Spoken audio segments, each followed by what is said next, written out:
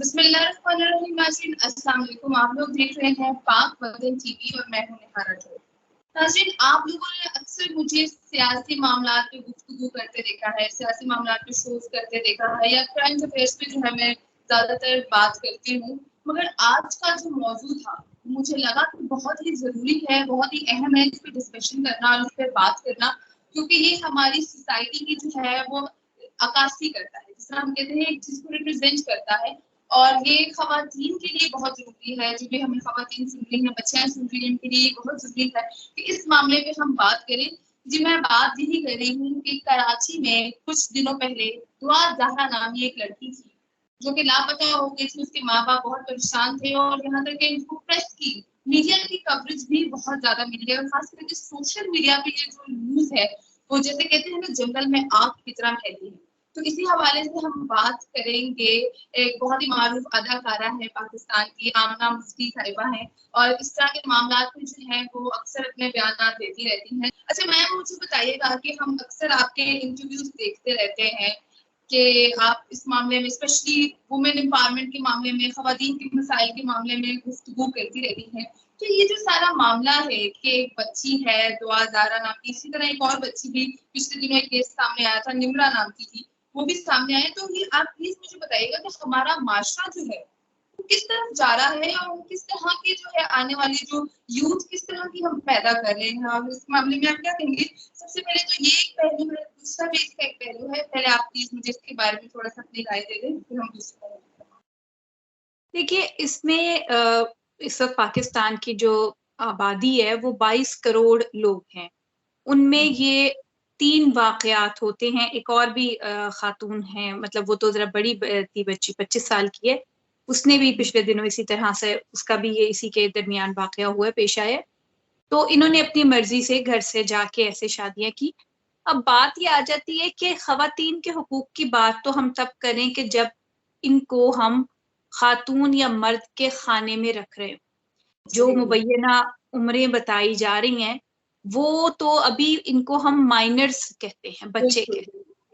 तो ये क्यों किया गया, ये क्या था, आया ये वाकई माइनर्स हैं? इसमें अभी बहुत सारी बातें, क्योंकि हल तलब है, इनके ऊपर हम उस तरह से कमेंट नहीं कर सकते जब तक वो बातें सामने नहीं आती। दूसरी बात ये कि चूंकि एक बच्ची का मामला इन्वॉल्व है, एक फैमिली इन्वॉल्व है, एक बल्कि एक से ज्यादा, क्योंकि वो ज़हीर की फैमिली भी इन्वॉल्व है। अब उसमें अगर हम कोई भी यहाँ पे अपनी वर्बल वर्डिक्ट देते हैं या कोई बहुत ही अपनी सॉलिड राय दे देते हैं, तो उन लोगों के ऊपर एक मनफी असर भी मुरतब हो सकता है उनकी आने वाली जिंदगियों पे। ऑन द होल जनरली मैं एक बात करना चाहूंगी कि देखिए, ऐसा नहीं कि ये आज ही हो रहा है या ये ऐसा पहले नहीं हुआ। माइनर्स के ऐसे वाकयात पेश आते हैं। समटाइम्स उसमें उनका अपना भी होता है अमल कि वो खुद गए होते हैं, कई दफा वो अगवा होते हैं और हाई प्रोफाइल केस बन जाता है, तो इसलिए इस तरह की बातें की जाती हैं। ये तो आने वाली चीजें इसको तब्दील कर बताएंगी कि असल में क्या हकीकत क्या है। बहरहाल ये बात तो है कि बच्चे निगलेक्ट होते हैं और कोई कमी रह जाती है तो वो ये इंतहाई कदम उठाते हैं। ये एक इंतहाई कदम था, तो ये इसके पीछे पेरेंटिंग का, इसके पीछे हमारा सबका, हम सब इसमें कहीं ना कहीं जिम्मेदार होते हैं। सामना मुफ्ती साहब, मुझे बताइएगा कि पेरेंट्स तो चले एक इम्पोर्टेंट रोल प्ले करते हैं अपने बच्चों की ग्रोथ में, उनको गाइडेंस में, मगर इसमें सुना गया है, बल्कि बच्ची के बयान के मुताबिक इन्होंने कहा है कि मेरे वालिद साहब जो है वो तशद्दुद करते थे मुझ पे और जबरदस्ती जो है मेरी शादी कहीं और करवाना चाहते थे। तो इसमें हम लोगों को बताइएगा कि बच्चे अगर माइनर भी नहीं है, चलिए एक्सेप्ट कर लें कि वो 16 की है, 18 की है, तो फिर भी उसने बचपन से सीखा हुआ है, वही उसके सामने आ रहा है। तो हमें पेरेंट्स को इसमें कितने सख्त होना चाहिए या नहीं होना चाहिए, इस मामले में आप क्या कहना चाहेंगे? किस तरह से रहनुमाई रोशनी डाली करें इस पहलू पे? देखिए, ये बात भी अभी मुबैना ही है कि वो कह रही है कि वालिद साहब मारते थे, लेकिन फिर भी चलिए हम एक उसको बेनिफिट ऑफ डाउट देते हैं और अभी इसी पे बात कर लेते हैं कि जो बच्ची कह रही है वो दुरुस्त है। तो यस, ये पेरेंट्स का जो बच्चों पे तशद्दुद है, बच्चों के भी हुकूक होते हैं और बहुत नाजुक ज़हन होते हैं, वो उनकी तरबियत करने के लिए हमें बहुत सोच समझ के कदम उठाने पड़ते हैं। एक मैं जनरल बात कर रही हूँ, इस स्पेसिफिक केस की बात नहीं कर रही हूँ। तो अगर इन केस अगर माँ या बाप में से किसी एक का रवैया मुतशद्दिद होता है और वो बच्चों पे तशद्दुद करता है वर्बल या फिजिकल, तो फिर वो किसी न किसी सूरत में उस घर से या तो किसी न किसी बच्चों की और पर्सनैलिटी में नुकसान होता है, या फिर यही कि घर से भाग जाना। हम अपने बचपन में आप याद करिए, हम जो कहानियां पढ़ते थे उनमें अक्सर ये होता था कि जी माँ बाप ने मारा या टीचर ने मारा तो बच्चा बाहर निकल गया और अगवा हो गया। तो ये तो एक सिंपल सी जैसे 2+2=4 वाली बात है कि घर में अगर माहौल अच्छा नहीं होगा, मोहब्बत जो बच्चों का हक है उनको नहीं मिलेगी, फिर ये मोहब्बतें वो कहीं और तलाश करेंगे और जी, फिर अच्छा, अल्टीमेटली उनके नताइज अच्छे नहीं निकलते हैं। सोशल मीडिया की बात करते हैं, क्योंकि हम लोग जो है सोशल मीडिया पे बहुत दिन रहते हैं। हम लोग का काम ही है कि जो भी ट्रेंडिंग चीज हो उस पर तज्जिया करें, उस पर बात करें। तो सोशल मीडिया पे इस खबर को पहले जिस तरह रिप्रेजेंट किया गया था कि जी बच्ची है, अगवा हो गई है, गवर्नमेंट एक्शन नहीं ले रही, पुलिस नहीं काम कर रही इस पे, उसके बाद सडनली एक बात जो है बिल्कुल एक स्टोरी की दूसरी साइड सामने नजर आती है, तो लोगों का पॉइंट ऑफ व्यू जो है वो फौरन से पहले बदल जाता है। सोशल मीडिया पे आप मुझे बताएंगे इसमें क्या सोशल मीडिया को रोल प्ले करना चाहिए था और किस तरह से इस चीज को लेकर चलना चाहिए था। अपनी राय तो हम सब दे देते हैं, मगर आप भी खातून हैं, मैं भी खातून हूँ, और ये जो मामले हैं इस चीज पे जो है वो एक लड़की एक औरत जो है वो सही पॉइंट ऑफ व्यू दे सकती है। मैंने इसलिए एक खातून एक फीमेल गेस्ट को प्रेफर किया था इस स्पेशली इस मामले पर बात करने के लिए, क्योंकि बहुत सेंसिटिव इशू होते हैं स्पेशली औरतों के लिए, लड़कियों के लिए। तो आप इस पे क्या राय देना चाहेंगे कि सोशल मीडिया को किस तरह से इस चीज को लेकर चलना चाहिए था, किसी भी खबर को वायरल करने से पहले क्या सोचना चाहिए? जी, ये चीज़ तो मैं हमेशा मेरे ज़हन में, क्योंकि जब ये आई है, तो मेरे भी कुछ दोस्तों ने इसको शेयर किया हुआ था। मैंने 2-1 बार सोचा कि मैं इसको शेयर करूँ, ना करूँ, 2 रोज़ तक मैंने भी इसको शेयर नहीं किया। लेकिन फिर एक बहुत ऑथेंटिक सहाफ़ी जो हमारे दोस्त भी हैं और सोशल मीडिया पे ही ज़्यादा उनका मतलब वेबसाइट से एक ताल्लुक है। तो जब उन्होंने शेयर की तो मुझे लगा कि अब ये मेरी अख़लाक़ी ज़िम्मेदारी भी है कि मैं इसको अपने हल्का अहबाब में शेयर करूँ। दो मुझे भी थोड़ा-सा doubt due to some reasons feel हो रहा था, लेकिन मैंने उसको शेयर किया। तो होता ये है कि यहाँ पे ये एक इसकी डायनामिक्स ऐसी हैं कि आप चीज़ को देखते हैं, आपके हर शख़्स का शेयरिंग का एक पैटर्न होता है। कुछ लोग ख़वातीन से रिलेटेड खबरें जिसमें उनको मतलब उनके ऊपर सप्रेशन है या कुछ है, वो ज़्यादा शेयर करते हैं। और इसी तरह से कुछ लोग ऐसी खबरें शेयर करते हैं जिसमें उनको लगता है कि माइनॉरिटीज़ के ऊपर एक इम्पैक्ट आ रहा है।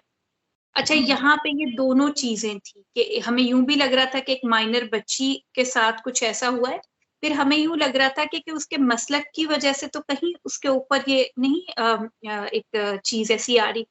तो इसलिए भी लोगों ने इसको, ज़िम्मेदार अफ़राद ने भी इसको ज़्यादा शेयर किया और फिर वो शेयरिंग का एक सर्कल चलना शुरू हो गया। तो देखिए, जो सोशल मीडिया पे शेयर करने वाले लोग थे, मैं समझती हूँ कि उनकी इंटेंशन बुरी नहीं थी और हर खबर की तहकीक वो लोग नहीं कर सकते। तो इसलिए उन्होंने उसको शेयर सबने किया कि अगर ये बात है तो इसका लोगों की नज़र में आए। और पता तो चल गया, खबर तो मिल गई, उसका नतीजा ये हुआ कि खबर मिल गई। और साथ ही ये हुआ कि दूसरी साइड जो थी स्टोरी की, अभी हमें नहीं पता कि कौन-सी खबर दुरुस्त है, वो या ये।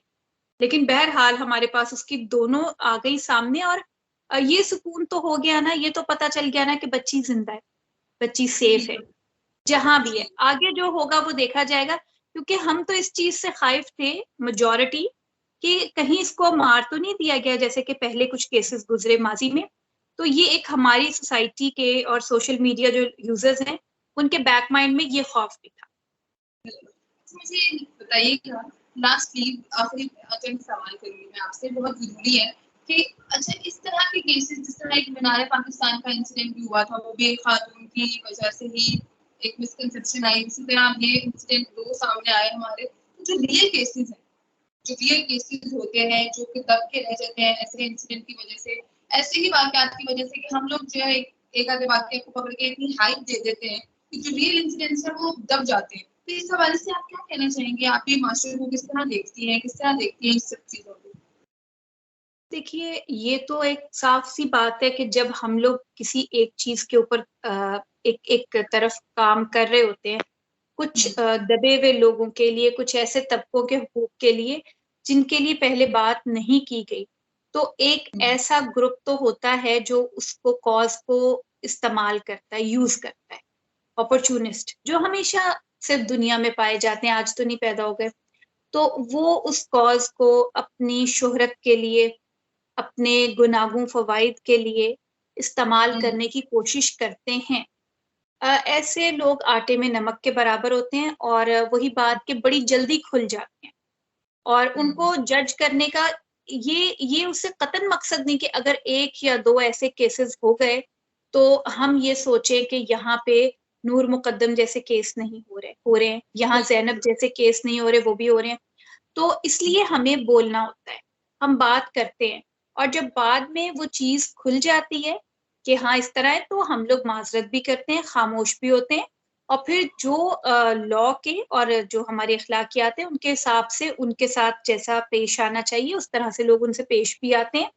तो इसमें ऐसा है कि इस चीज से हमारी कॉज को कोई एज सच बहुत बड़ा धचका नहीं पहुंचता। हाँ, हमें ये जरूर इल्म हो जाता है कि हम अपना काम इस हद तक बेहतर तरीके से कर रहे हैं कि कुछ लोग उसे अपनी चाहे वो गलत उस तरफ जा रहे होते हैं, लेकिन बहरहाल वो उसको उस प्लेटफॉर्म्स को यूज करने की कोशिश करें, इसका मतलब है कि हम कामयाब हो रहे हैं। वो लोग तो अलग हो जाते हैं, उनका पता चल जाता है बड़ी जल्दी, हकीकत देखिए बड़ी जल्दी सामने आ जाती है, लोग इन्वेस्टिगेट करते हैं और सब कुछ पता चल जाता है। लेकिन इस चीज की वजह से हमें कतई डिस्करेज नहीं होना चाहिए, और कभी भी हेजिटेट, औरत की आवाज जब वो पुकारती है तो कभी ये सुन के हेजिटेट नहीं करना चाहिए कि क्या पता ये भी जाके कल को गलत निकलेगी, वो बाद की बात है।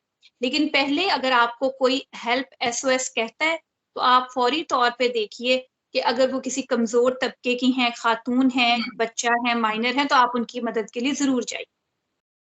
लास्ट आप मुझे बताइएगा कि आप क्या इस सब सिनेरियो से हम लोगों को क्या मैसेज देना चाहेंगी कि पेरेंट्स को इस चीज पे गौर करना चाहिए, हमारे एजुकेशन इंस्टीट्यूट्स को गौर करना चाहिए, कुछ पीयर ग्रुप्स भी होते हैं, जैसे ये बच्ची पबजी के थ्रू जो है एक गेम, मामूली सी गेम है, पबजी के थ्रू जो है एक बंदे से मिलती है और उनके साथ इतना बड़ा स्टेप उठाने के लिए तैयार होती है। तो आप इसमें क्या एजुकेशन के हवाले से आप क्या एजुकेट करना चाहेंगे, क्या मैसेज देना चाहेंगे हमारे स्पेशली हमारे सुनने वाली खातून को, क्या मैसेज देना चाहिए? देखिए, ये जो जज्बे होते हैं ना, जिनको हम मोहब्बत कह लेते हैं, अट्रैक्शन कह लेते हैं, कुछ भी कह लीजिए, क्योंकि जाहिर है ये एक बड़ा साइकोलॉजिकल, बायोलॉजिकल, एक बड़ी बहुत बड़ी डिबेट है और बहुत समझने की जरूरत है इसमें। तो इसमें ये कि पबजी का कसूर तो शायद इतना, वैसे पबजी मुझे बिल्कुल नहीं पसंद है लेकिन बहुत बुरी लगती है मुझे, क्योंकि हमारे भी घर में जो खेलते हैं वो फिर दुनिया से बेगाने हो जाते हैं, तो वो तो एक अलग मामला है। लेकिन बहरहाल जब पबजी नहीं होती थी तब भी इस तरह से स्कूल में, कॉलेजेस में, गली में, मोहल्ले की दुकान पे, कहीं ना कहीं, मतलब ये तो एक बहरे मुलाकात थी ना, एक तकरीब, तो मुलाकात हो जाती है, ये सब कुछ भी होता है। ये अट्रैक्शंस जो होती हैं ये इस एज में भी हो जाती हैं, एक ऐसी उम्र में भी हो जाती हैं जब लोग कहते हैं कि जब इतने बड़े बड़े नवासे और पोते होते हैं तो इसलिए ये कि इसके बारे में तो एक एक बकायदा, यानी हम इसको ये कह के तो नहीं खत्म कर सकते कि ये फहाशी है या ये बुराई है। बेशक कि इससे एक सोशल ऑर्डर डिस्टर्ब हुआ है, लेकिन इट इज देयर। एज क्या है, एज लिमिट क्या होनी चाहिए, ये सारी जो है ये एक बहुत तवील सोशल बहस है, लेकिन ये एक फैक्ट है, ये अट्रैक्शन एक फैक्ट है।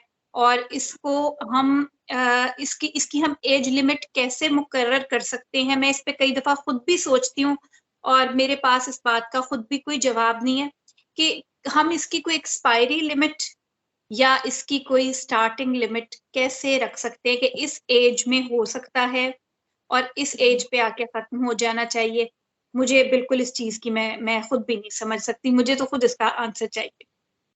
पेरेंट्स को थोड़ा सा गौर करना चाहिए कि उनके बच्चे क्या कर रहे हैं, या एजुकेशनल इंस्टीट्यूट भी बहुत मैटर करता है इन सब मामला जी, बच्चे का ध्यान बटाया जा सकता है, उसको दूसरी एक्टिविटीज में लगाया जा सकता है। ऐसी चीजों से आप दूर रख सकते हैं जहां इस तरह के मौके हों।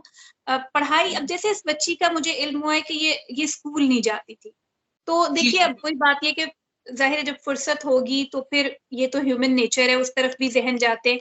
तो फिर मेरा ख्याल है कि बच्चों को पॉजिटिव एक्टिविटीज में अगर आप बहुत ज्यादा बिजी किए रखें तो फिर शायद इस तरफ उनके उस तरह से जहन नहीं जाते। तो थोड़ा-सा है कि इसमें पेरेंट्स को, सोसाइटी को, सब लोगों को, अगर हम समझते हैं कि एक एज तक बच्चों को, सर्टेन एज तक पहले ग्रो कर जाएँ फिज़िकली, मेंटली, फिर उसके बाद वो इस तरफ जाएँ, तो इसके लिए सोसाइटी को कोई अपने कोई कोई लाइन ऑफ एक्शन, कोई कोर्स ऑफ एक्शन कोई मुतय्यन करना पड़े। बहुत शुक्रिया आमना साहिबा, आपके कीमती वक्त का आपने हमें टाइम दिया। नाज़रीन, गुफ्तगू आपने सुनी और देखा कि ऐसे वाक़यात तो हर ज़माने में होते रहते थे। इस चीज़ में जो हम लोगों को चाहिए कि हम लोग जो सबसे पहली बात, हम लोग अगर कोई खबर इतनी वायरल करते हैं किसी भी चीज़ पे, तो हम लोगों को खुद पहले सोचना चाहिए, उस पे इन्वेस्टिगेट करना चाहिए, फिर कुछ ना कुछ बात करनी चाहिए।